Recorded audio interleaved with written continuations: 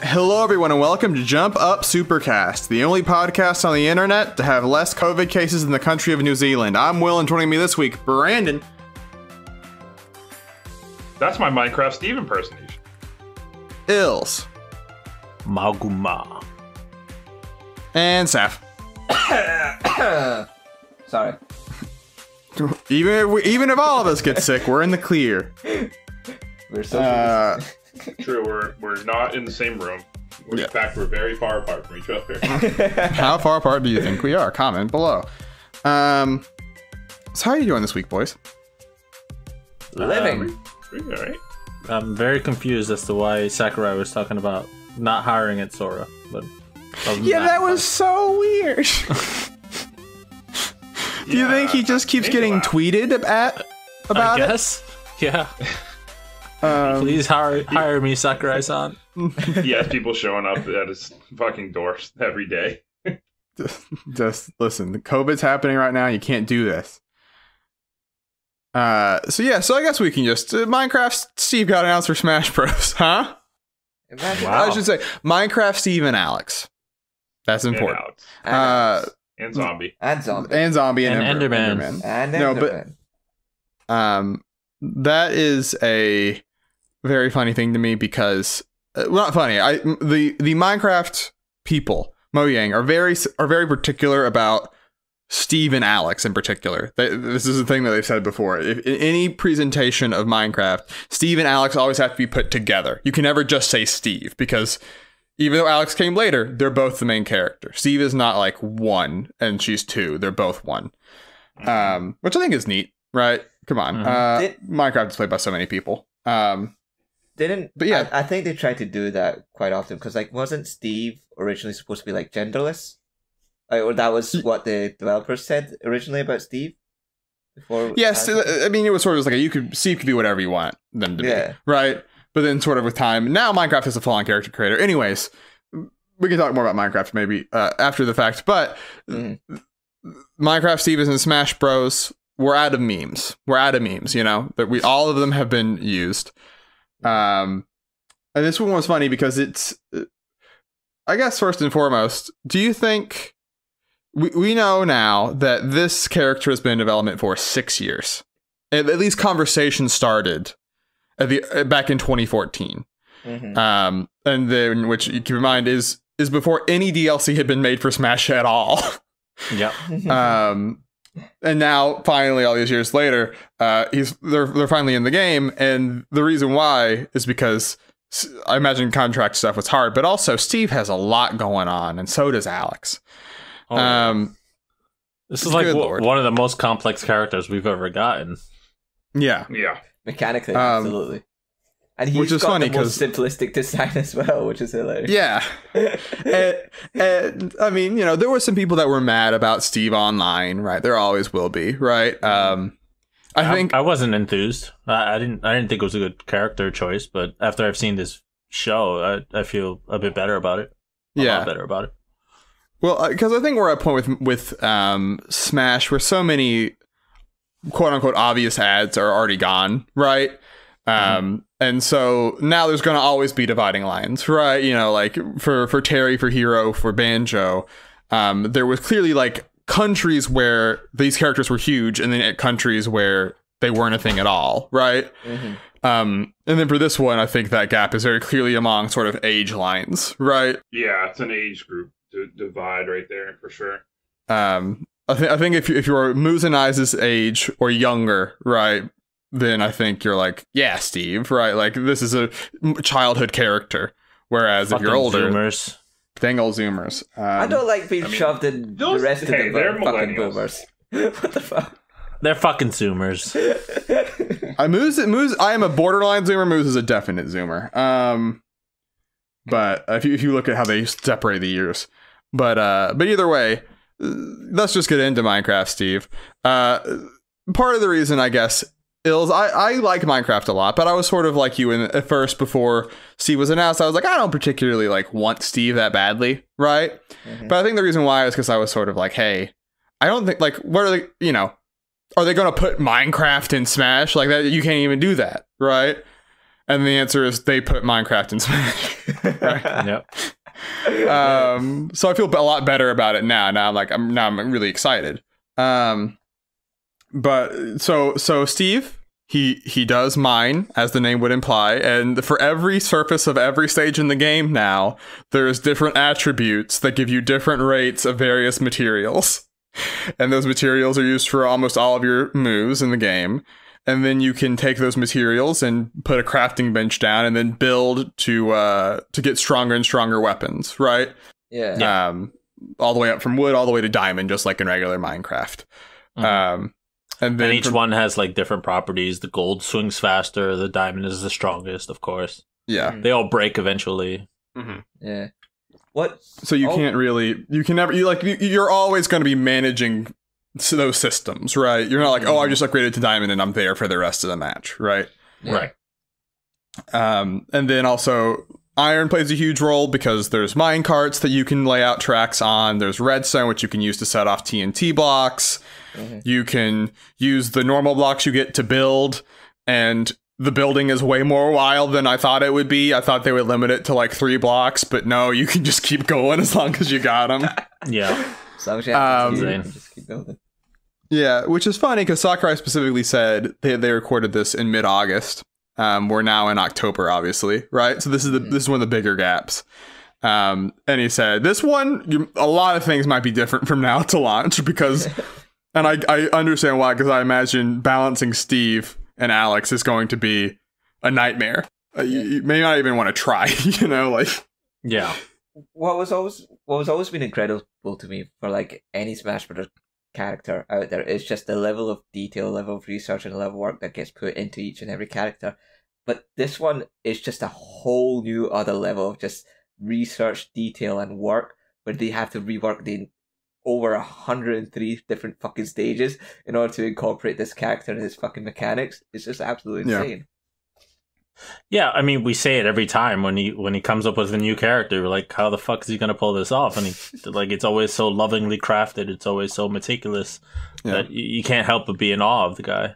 Yeah, which is funny because he literally said that after the trailer, right? Mm-hmm. Which was he was sort of like Nintendo came to him and was like, "Hey, you want to? We were thinking about putting Minecraft in Smash," and he's like, "That would take a lot of work and a lot of time. It would be super hard, especially from like a programming perspective." Yeah, I'll do it. Yeah, I'm gonna do it, right? And I think it's funny because people saw that and I think took from it as like, oh, Nintendo forced Sakurai to do this, right?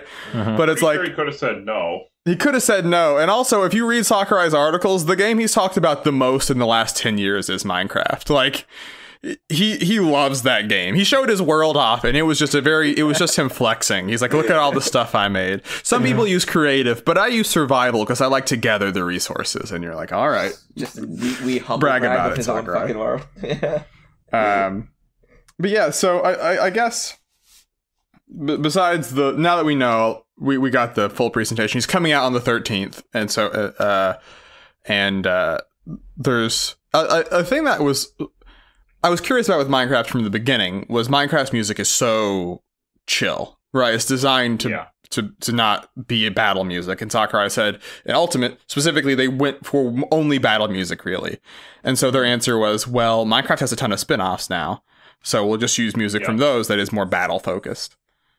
Which I think it makes sense. I do love Minecraft's music. I think it is really cool that it is as chill as it is, but I totally get it. And the one song they used for the trailer is sick. I love that song.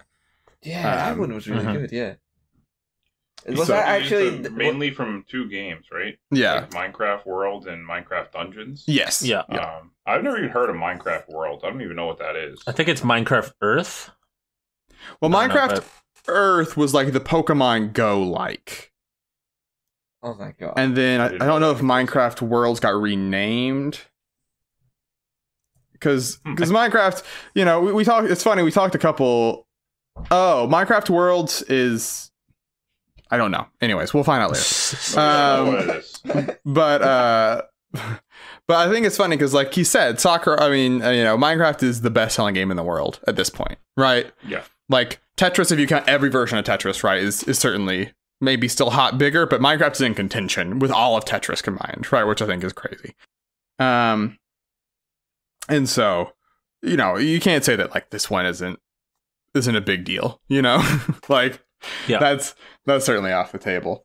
But I think a thing that I am happy for, just selfishly, is that the first character is Min. The second character is Steve. There's no pattern. It's not even worth trying. Don't even try to make a pattern at this point, Like, where do we go from here? I don't know. They're like super distant apart, right? Obviously, Elma's next, right? So we can check that one off. Oh God, you mean Lindis? Stop saying Elma when you mean Lindis. Well, I can tell you a couple of characters that won't be part of it. Because Travis and Bomberman are both fucking dead. They're fucking done. Yep. They're now in Me Fighter hell. It's been over 2 years since we had. Remember that last direct before Smash came out, where there was just that gauntlet of assist trophies that was just killing all of your face. Like, I was expecting an assist trophy. Here's Shadow. Here's here's Springman. Here's everyone else. Yeah. Here's Knuckles. The Me costumes are now the new version of that, right? Yeah. I mean, yes, but also, I mean, there hasn't been this is getting into the crazy territory. But Me Fighter costumes have become characters like Inklings, right? Yeah. True. Wasn't Min one, or am I wrong? No, that was Springman and Ribbon Girl. Okay, but Inklings is an example, right? Yeah. Of one, at least. But it's from one game to the next. Wasn't Chrome a costume in 4? And then he became... Yes. Yes. Yeah. Yes, him as well. Yeah.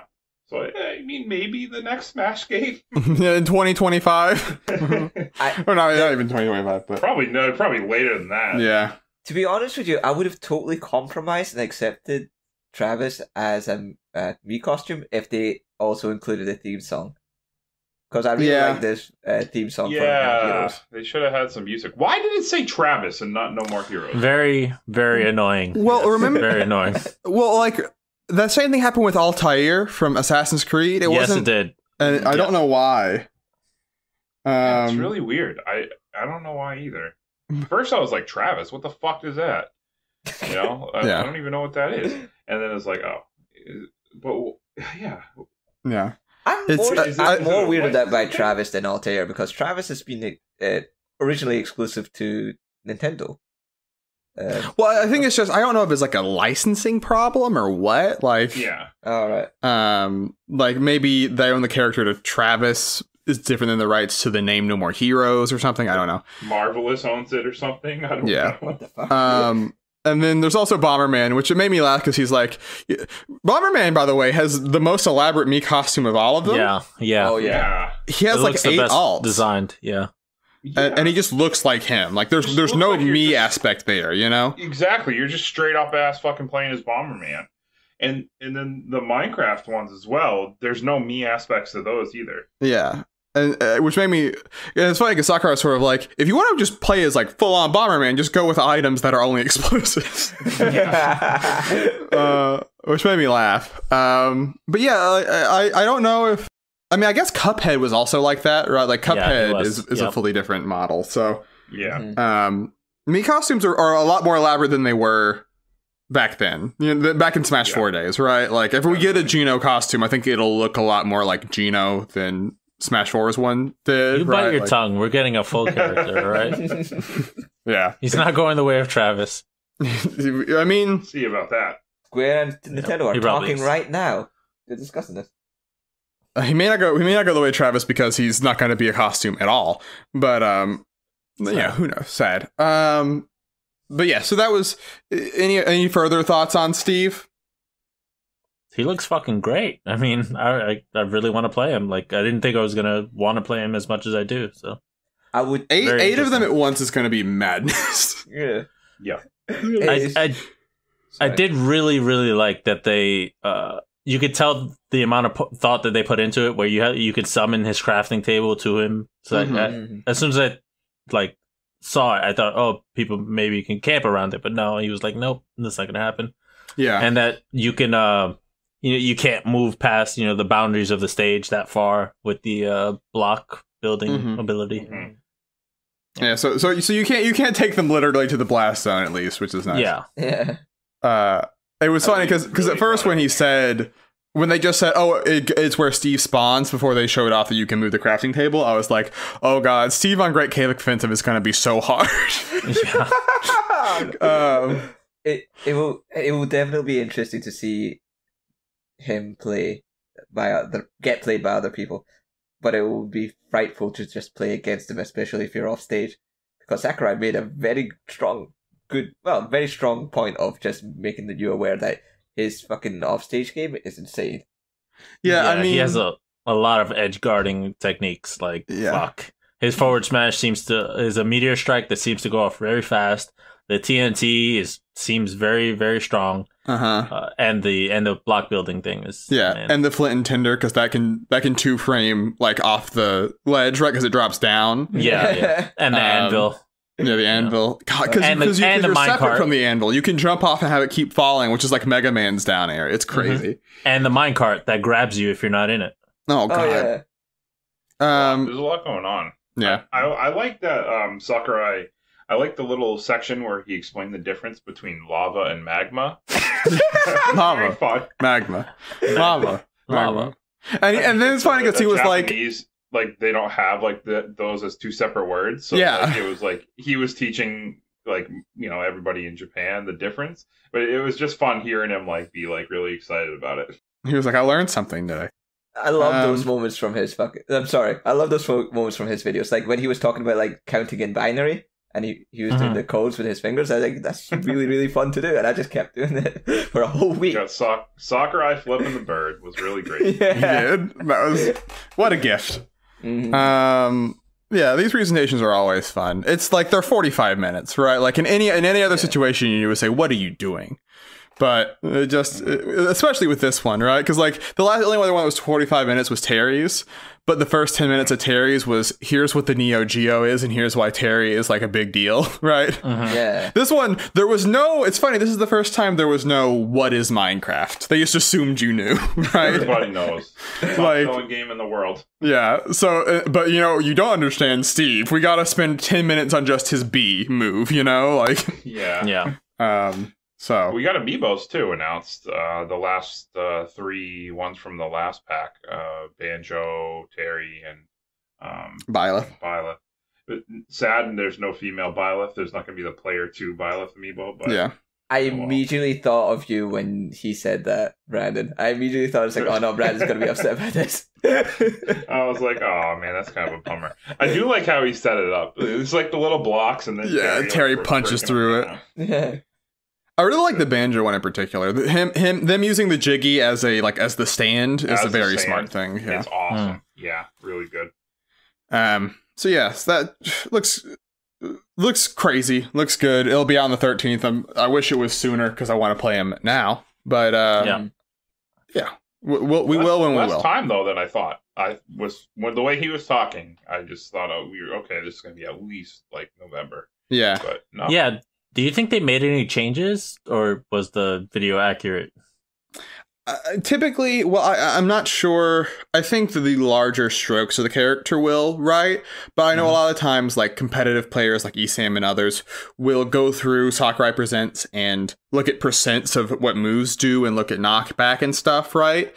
And I think that's the things that'll probably have shifted, like, things maybe won't send at the same angle, things won't, do the same percents, but I think largely everything will still be the same.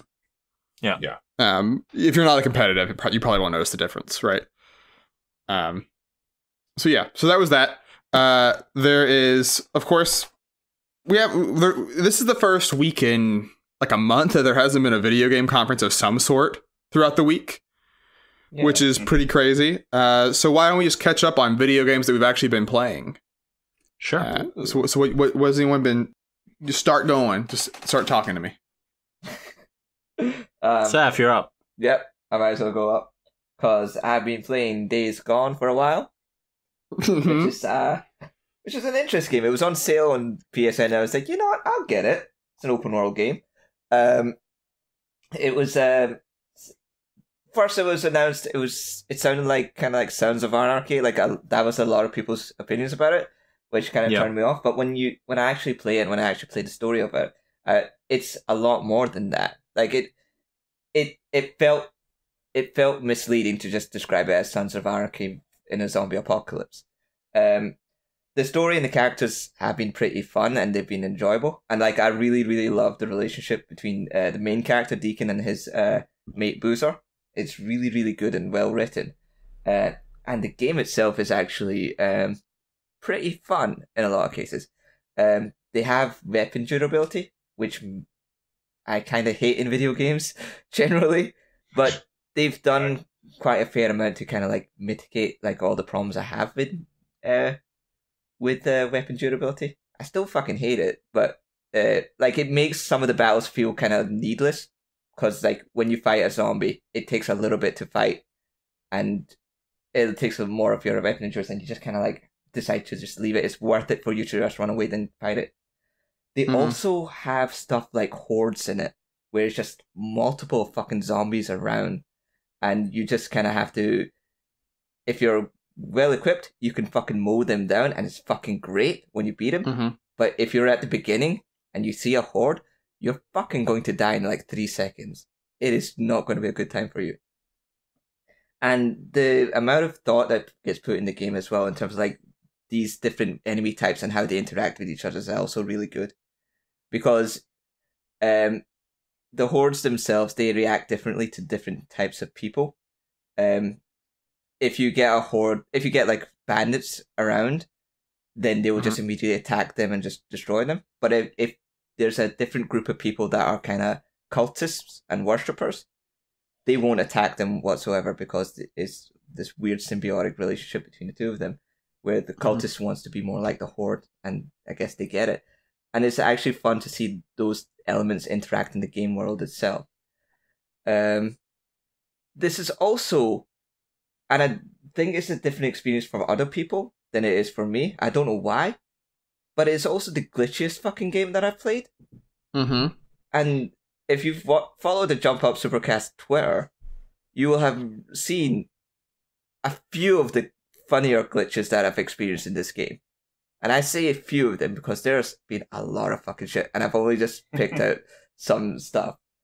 There was this one glitch where I love stealth killing people, but the binoculars themselves, the way you mark enemies, sometimes you don't mark them. And I just have to mash the fucking, I can't remember if it's the right trigger or whatever. I had to mash that button just so that I can get an enemy tagged. And sometimes I'm more focused on that than my surroundings, and I get caught, and it's just wastes an entire fucking 2 minutes of my life because I just have to run away and try it again later on so I can just get stealthy and just mark people again. It's a fucking nightmare. And some of them is just game breaking, which is even worse. I hate that part so much. There was one moment where it's like the game just completely crashed. Everything was frozen, and all you just hear was fucking audio sound. I was like, that's it. I'm no longer playing this game. You're in a creepypasta, Saf. You've given up because of it. I've given up because like I want to play this game, but the game doesn't want me to play it. And it's just so annoying. Because like there's so many good elements in there. Like it's genuinely a fun game to play, and I would recommend people play it, but hopefully it's not a glitchy version of that game, because God, that is so frustrating. A lot of the times you will get stuck by bullshit, and it's just so fucking frustrating when you have to deal with that bullshit. Listen, you're respecting the game's decision to not let you play, so I mean, you gotta have consent, right? I guess so. I guess I wasn't playing it right. It's my the game knows what's time. best for you, Saf. Oh god. No, but like, there's a lot of fun games. Like, there's a lot of fun elements. Like, I remember just riding to a bandit camp, and in the middle of the night, and on my way there, I saw a horde off the beaten path. So I just managed to drive close enough to it to attract them, and then drove ahead, leading an army of zombies straight into a bandit camp. And I drove right through the middle of it and just watched the zombie obliterate the entire camp and complete the mission. Nice. It felt so fucking good. It was an amazing moment. And this game has those elements in there. It's just... I want people to play it, but it's on the precaution that you may end up having to deal with the bugs that I deal with. And it's just... It sucks when you have to deal with those bugs. Mm-hmm. But yeah, that's my shtick about fucking Days Gone.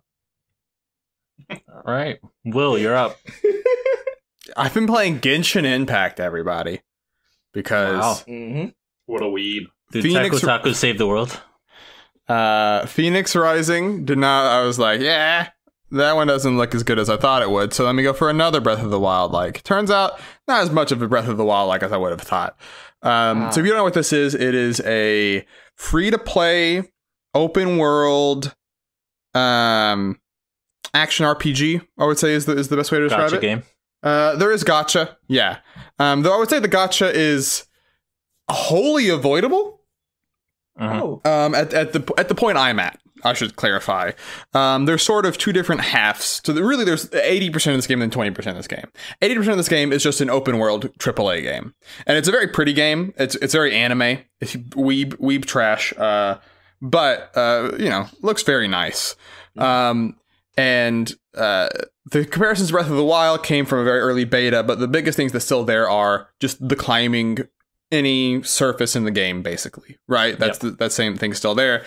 And while it's obviously not going to be Breath of the Wild in terms of like world design, it does allow them to be a lot more open, and there's not as much sort of stopping and starting in terms of like exploring the open world. It's very easy just to flow from one chest to the next, from one enemy encampment to the next, and use that to progress through the story as much as everything else. So that part I think is great, and there's really no if you're doing any side activity at all, you won't feel any constraints from like resource management, right? Mm-hmm. And they give you a party that is the biggest difference in terms of combat is that you have 4 characters at once, right? And all of them have elemental things. They took the elemental elements from Breath of the Wild and really expanded upon them. So, if an enemy is affected by wind and then you hit it with fire, that has a different effect than if they're hit by electricity and fire and such as all those other things, right? And that also works in the environment, right? So any water can be frozen, any water can be evaporated, all these other things. So there's a dynamicness that's really cool. And then as well, they give you all the base elements within an hour of the story, and you can beat the entire game up to this point that I played with just those 4 characters. So you don't need to roll if you don't want to. And right now they're giving away free characters too. So I'm up to like 8 characters having spent nothing, right? Yeah. So nothing to worry about. Now where the place where there is potentially problems is there are dungeons you go in that are instanced, right? You can do them co-op with other people. You can also do co-op just in the open world, which is actually very cool. It takes a long time to unlock co-op, but there's the base run through, right? In terms of just beating the dungeon to get to the next story beat, right? Then you can go back later and go for higher rewards for a higher difficulty. And that, I think, is where people have said you start to need to get the 5-star characters in the especially late game. But at that point, you'll probably be 70 to 100 hours in. So like you've already gotten a full game, and if you're at that point, then I guess you're probably more comfortable spending money, right? Yeah. Just don't whale it for thousands of dollars, obviously. Self-control. Yeah, but anyways, but overall, I did it as a lark of like, look at this dumb anime Breath of the Wild, and now I actually like it, and I'm like kind of in. So, congrats to Genshin Impact, I guess. How is the combat? How many hours did you play? Oh. I just unlocked co-op, which is rank 16 for like your overall party rank. And that probably took me 12 hours, give or take, maybe more, maybe less. But that was, I certainly could have done things faster, I think, right? But yeah. I like taking my time in games like that. So, yeah. Who doesn't? Yeah, I mean, I booted it up for like 5 minutes, and I looked around, and like you said, it is very pretty. I was a little bit annoyed that the mobile version doesn't have controller support. Yeah, would have loved that. I think overall it's weird because it is, like you said, both on mobile and on PS4 and coming to Switch eventually. But I'm not sure exactly which one they prioritize. You know, like it does. I don't know if because in terms of a gacha market game, mobile is the thing you work on. You know, that is your primary group. But then it feels like it was designed with a controller in mind. Like combat isn't like super intensive in terms of like you're not a platinum game, right? Mm-hmm. But I can't imagine effectively trying to dodge with just a touchscreen. You know? Yeah. So from the little bit I played with the touchscreen, it seemed to work well, but I didn't really do many battles. Yeah. It was not anything intensive. And it's weird that, obviously this is on PS4. Why didn't they just have the same controller support that's in PS4 on the mobile one? I don't know. But I hope they patch it in soon. Yeah. And it's also just a weird game because it is like, I don't know the last time that there was a free-to-play gacha like AAA-ish release, right? Like this is not a cheap game. There's clearly a lot of money and effort put into it, right? The soundtrack's actually very nice, but like it's sort of like, do you guys not know that you can just sort of like make a game with a bunch of PNGs and get the same value? You know, like if you're trying to whale people. So it's that as much as anything is the thing. I'm just sort of like weirded out that this exists at all. You know. So like, I was also surprised that the game is only like 4 gigs or something. Like it's not very big. Yeah, but the world's huge. Yeah, the world's huge. So they're doing some magic, right? Yeah. Meanwhile, Call of Duty on PC, by the way, just today passed 260 gigabytes. So fucking hell, literally bigger than my entire hard drive on my computer. So I was about to ask, like you mentioned, like getting 5-star characters, etc. Like you having to use it. Do you have to pay to use like the gacha mechanics, or can you just get like in-game material and just use the gacha mechanics for it? You can get in-game material. Everything you do, you get these things called primo gems, and those are the things you use to then do wishes, right? Do the spin. Do the spins. But you're I would say if you play an hour a day, you would get 1 to 2 spins from just playing, right? And then there's also like a battle pass that you get that's like $5 and it gives you essentially a spin a day for a month just immediately, right? Which is like best value, I guess, if you plan on playing it long term, right? Mm-hmm. And it is free, right? So you're still like under the $60 you would normally be paying for a game like this. Wow. But I mean, the rates are low. The rates are frustrating. There's not the like Fire Emblem, right? I think does the thing that's very nice of. If the rates, if you're on a dry spell, the rates slowly increase. Yeah. Right. Yeah. They don't really do that. There's a thing where if you pull 10 at once, you're guaranteed at least a 4-star, but within that pool is weapons. So you're guaranteed a 4-star, but you still have like a 90% chance to just get a 4-star weapon rather than a 4-star character, which is annoying, right? But then. It's like any other gacha game. You can also secretly just, if you really, really care, you can make it to that first time you roll and see what you get and then reset your account, and you can just keep doing that over and over. But I didn't do that because I don't care that much. It's fine. I haven't had a problem. Anyways, there's Genshin Impact. Ills, Brandon, anything you've been playing? Sure. I mean, you mentioned it the last time we spoke about games we were playing. I've been playing Hades, which came out 1.0 fairly recently. Mm-hmm. And I like it a whole hell of a lot. It's really, really good. I mean, everything you said before, like the world keeps changing. It's kind of like segmented storytelling. It grows more and more complex. You get to know these characters more and more the more runs you do. I beat it 5 times, I think. It's very engaging. It's very fun. I like it a whole lot. And the one thing I don't like is that the ending, like the impetus for you to keep playing it feels a little bit shallow. Like it's good, but I mean, it feels a little weird. Mm-hmm. Like there's like a little bit of tension there between having like this obvious roguelite structure to a game and then having this story that is emotional and impactful in some ways, but it's still kind of Man, I gotta do it again to see the next little bit of this interaction. Yeah, it's especially because it's about you escaping from Hades, right? Mm-hmm. And so it's sort of like you're never going to, right? Like, yeah. So you have to sort of look at it and say like, well, who knows, right? How exactly this goes? Because if it's a Binding of Isaac's story is very like vague, right? Yeah. So you can sort of go back in that loop over and over and not have to think about it. Whereas like Hades is like, no, but like you said, I think the upsides are way more worth it, right? Like, oh yeah, definitely. No. I mean, the thing I meant about the story is that you're not really getting the full picture if you just beat it once or, twice or 3 times. I think I heard you have to beat it like 10 times for like something to happen. Something more significant to happen. But yeah, I mean, like, there's not enough boss variation with like something like Enter the Gungeon. There were like multiple different bosses you might face at any juncture. It's not like that. Like, sometimes, you can add difficulty things in the Pack the Punishment after you beat it the first time to make the bosses act a little bit differently, but it's not like a wholly different boss. It's pretty much the same thing. Yeah. Oh. Okay. It's the roguelike is almost entirely on your build, not as much on the enemies you fight, right? Yeah. But yeah, still super good. Very, very good. One of the best games one of my favorite roguelites ever.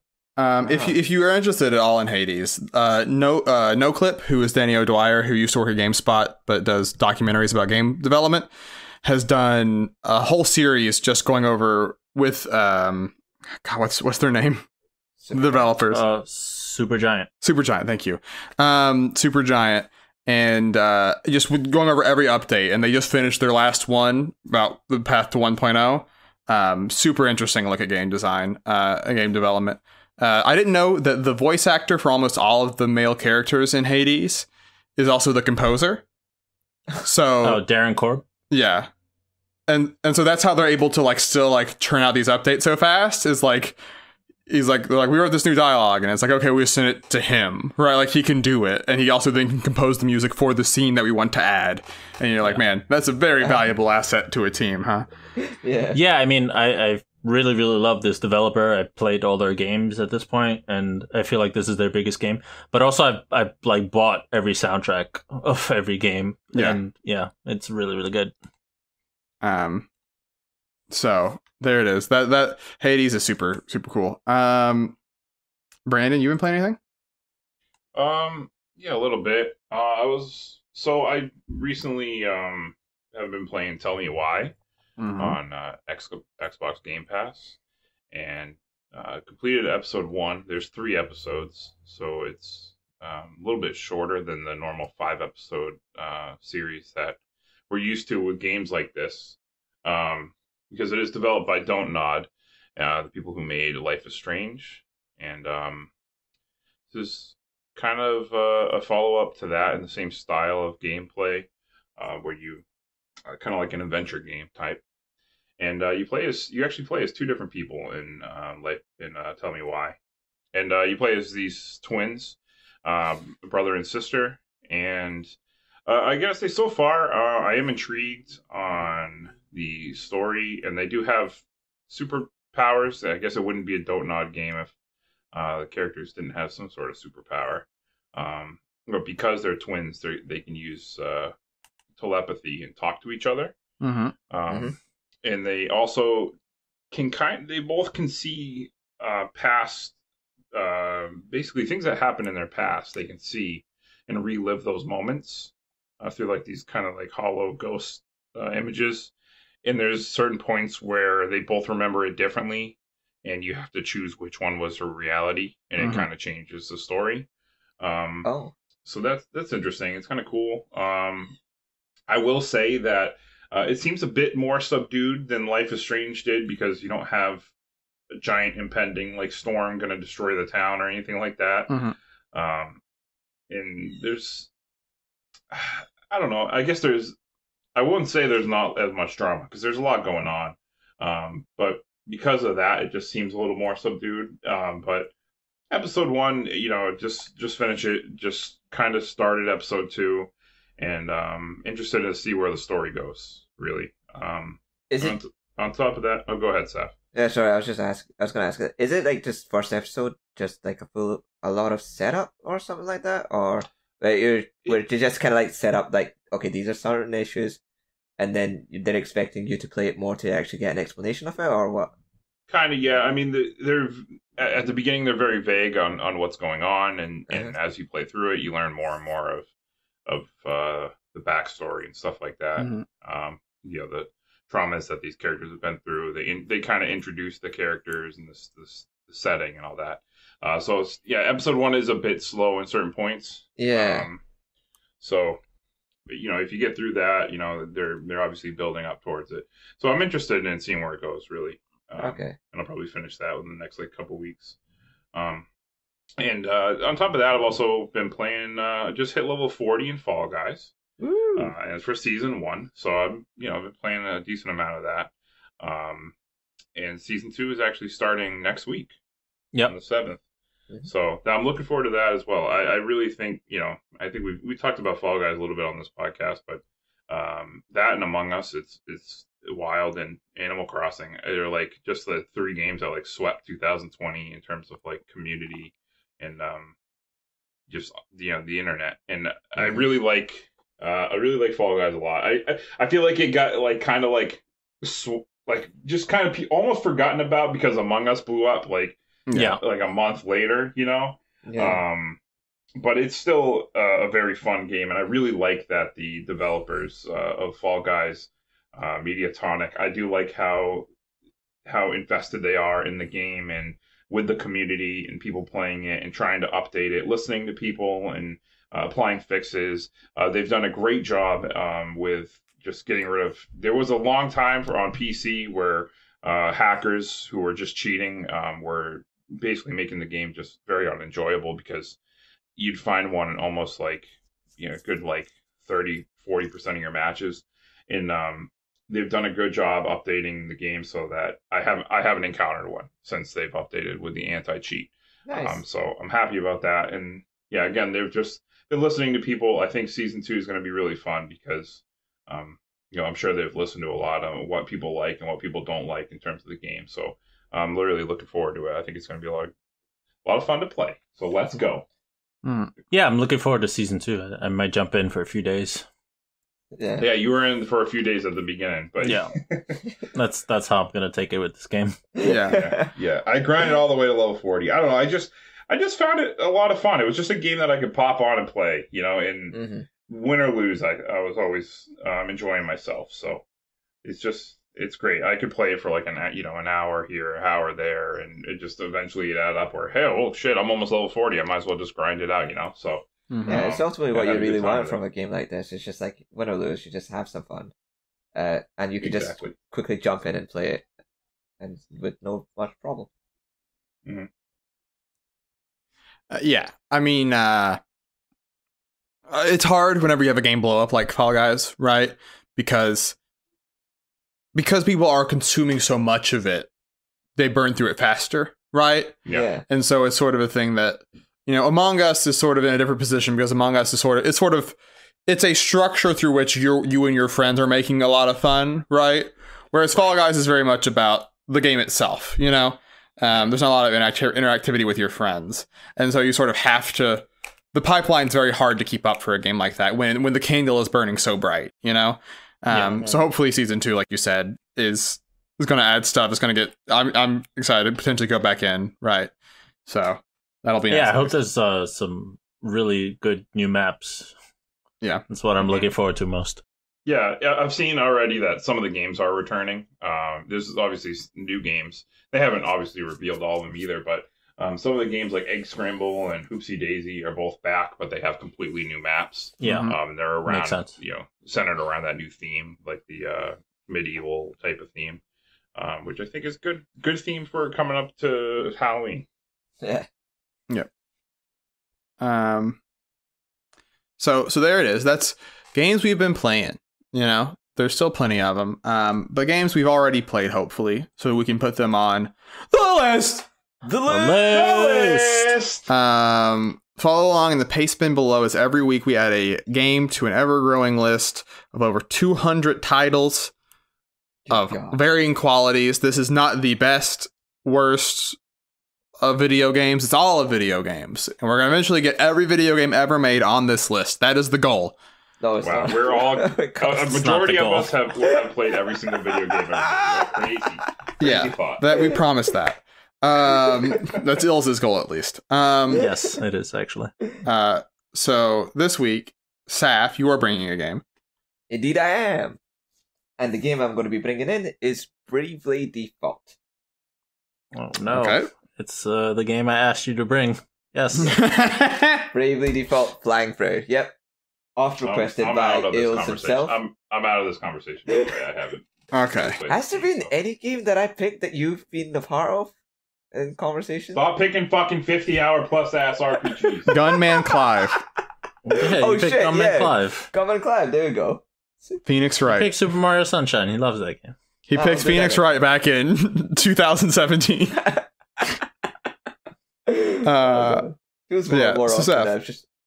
Back to what is Phoenix Wright? What's Bravely Default? Yeah, back to Bravely Default. It's one of those games that start off as a different game. Like, it was supposed to be a sequel to Final Fantasy The Four Heroes of Light.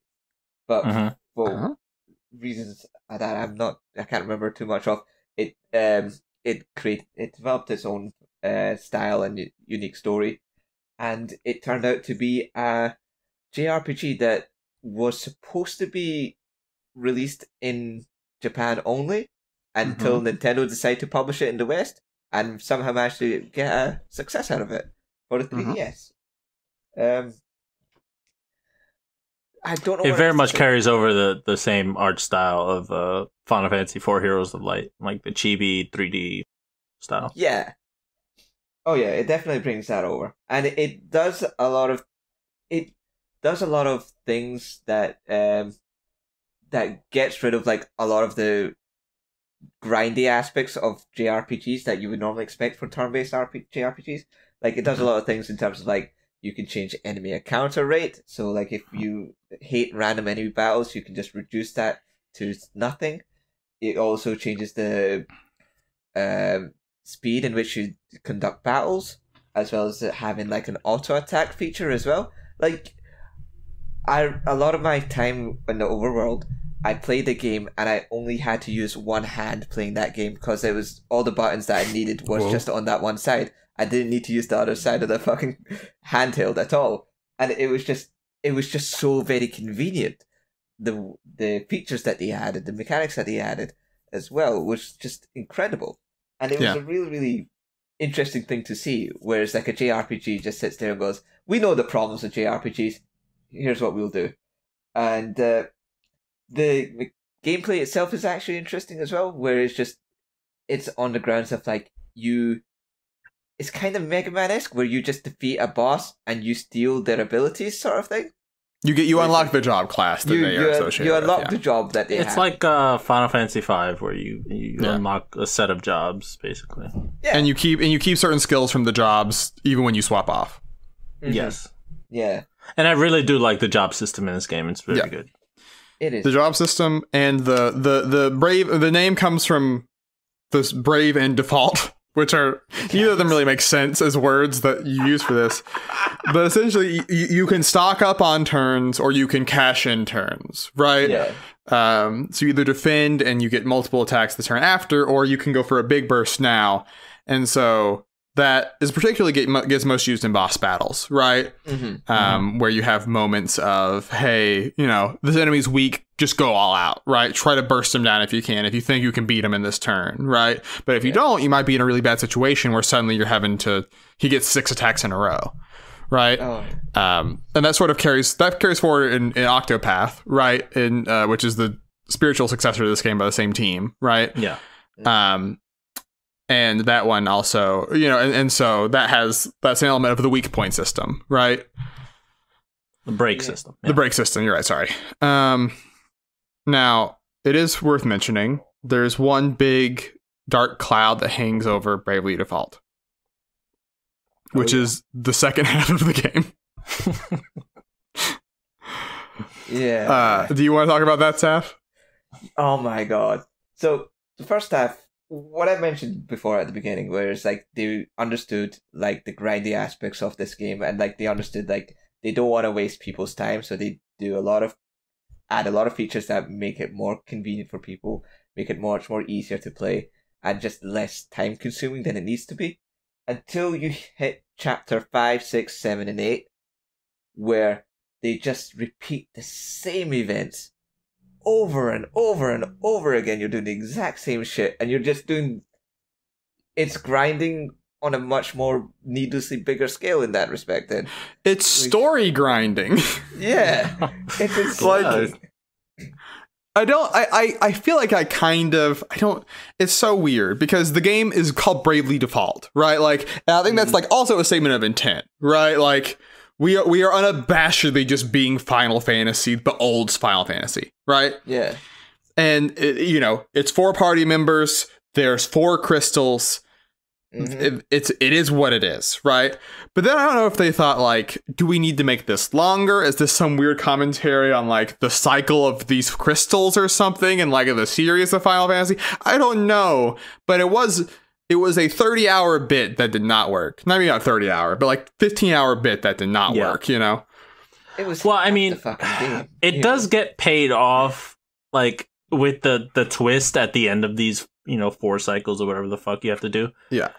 Like, it's a good twist, but man, all that repetition was such a drain of the time and effort. Like, oh my god, all your enthusiasm for the game drained right as soon as that started. And I'm like, fuck me, dude.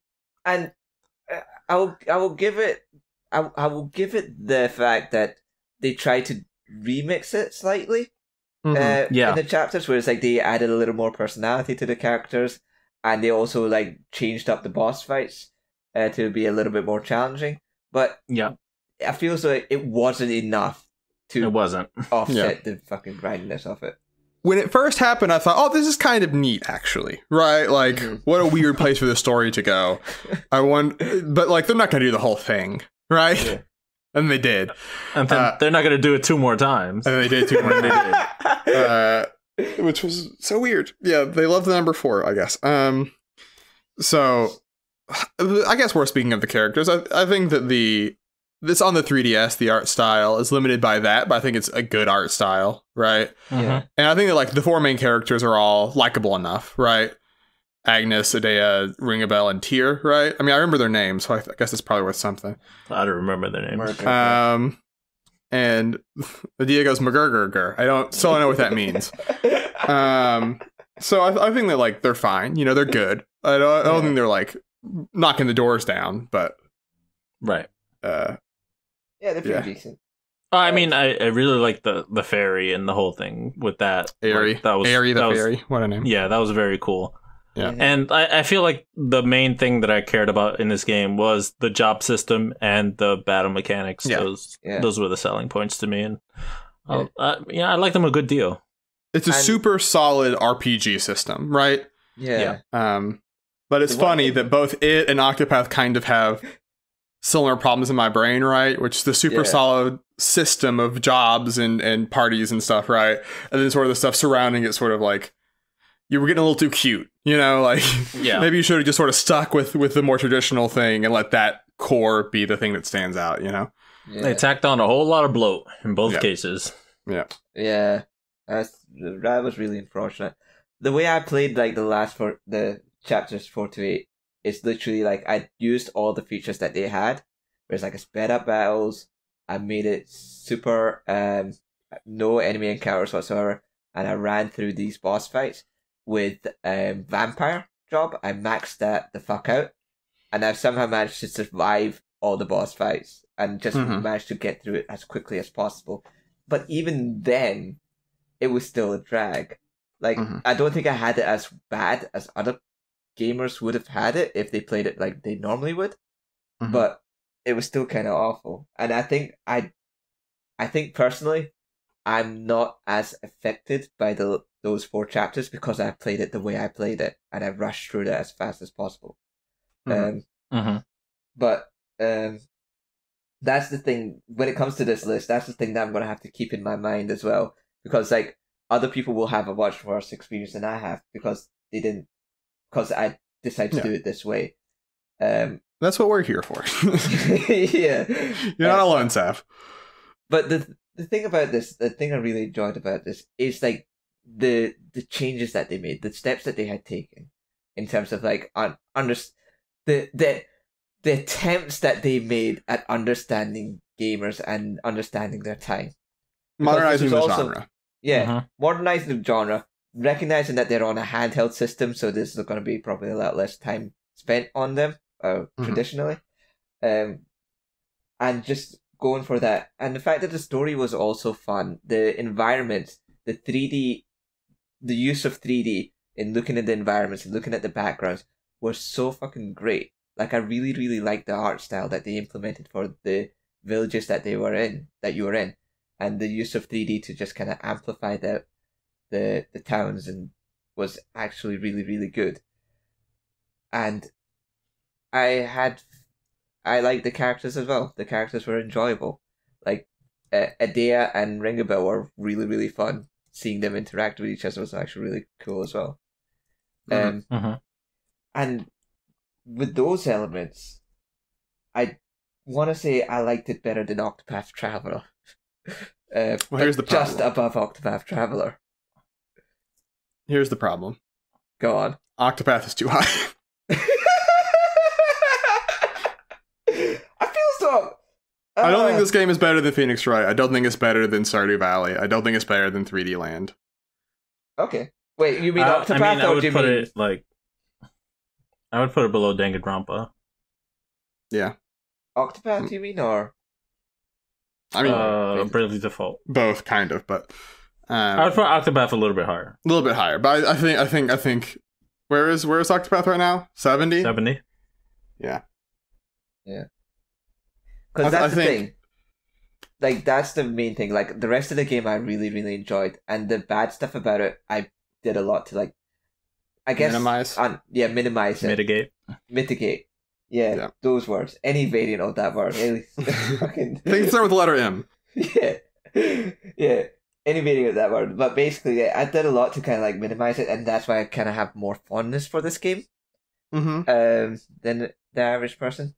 I can't remember if the Street Pass feature was any good. It was good. It was, you got the village, and the village would expand. Yeah. That was cool.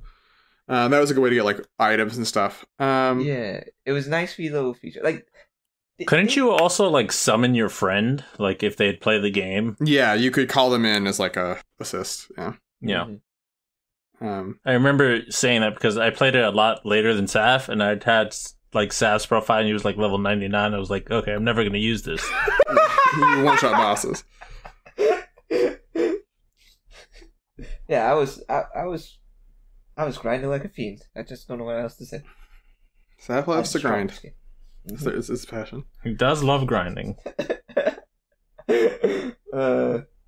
But yeah, I mean, I can agree with that. But like, because again, I just have my own experience. Dang. Yeah. My problem now I'm looking at Freedom Planet a little bit sideways. I don't know, but man, oh man. Because like Freedom Planet is good, like, but if you just kind of like cut out the story, which they give you a mode to do so. Yeah. So that's nice, but it doesn't change the fact that it has a terrible story and awful characters.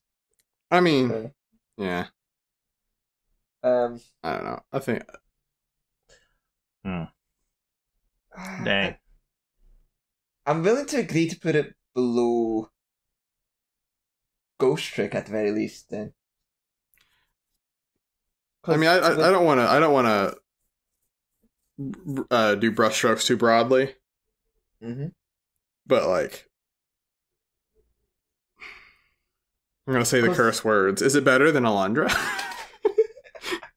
Yeah, I think it is. I just played Hotel Dusk recently, so maybe it's a recency bias, but I did like Hotel Dusk a lot, so I don't know if I would put it.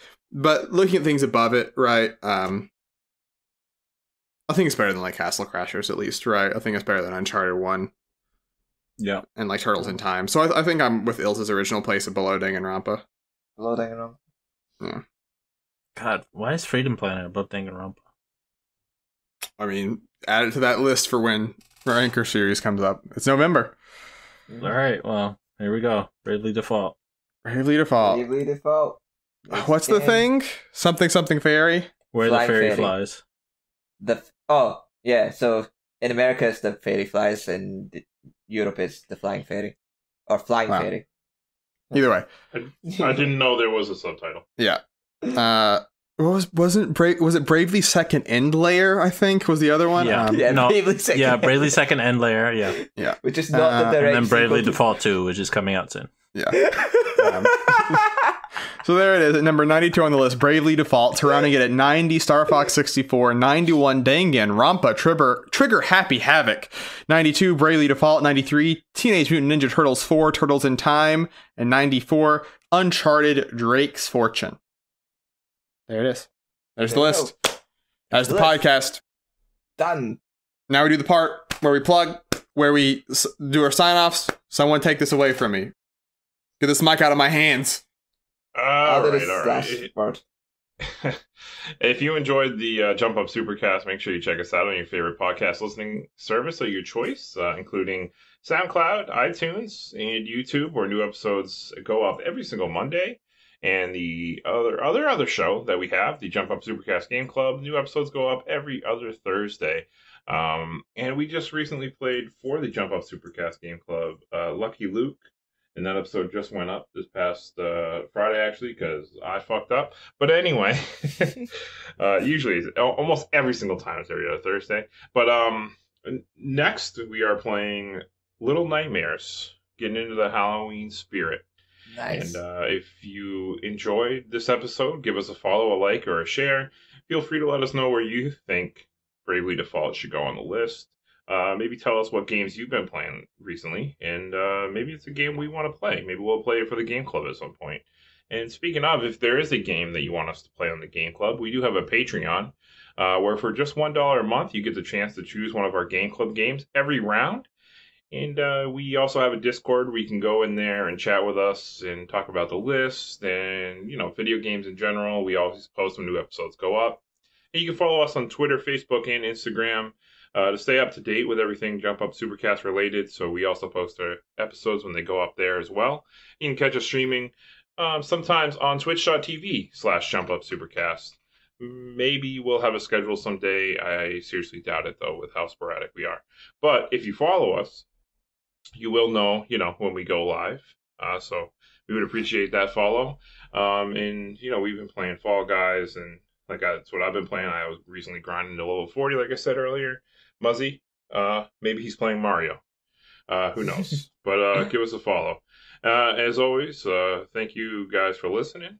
And Saf, whatever you want to say, make it. Saf, I want to challenge you real quick. Uh-oh. Whatever your final phrase is, do it without swearing. Do it without what? Without swearing.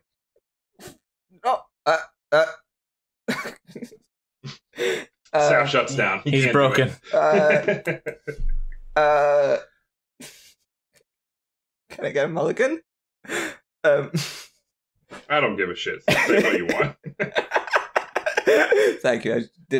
I couldn't understand how to function as a result. But let's just get to it. Right.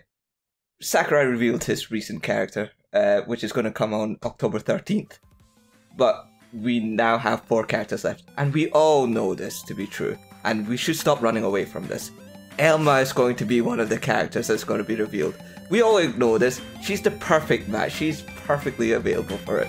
100% the best character to be added to Smash Bros. Stop running away. Just accept it. Just be part of it. Just let it be great.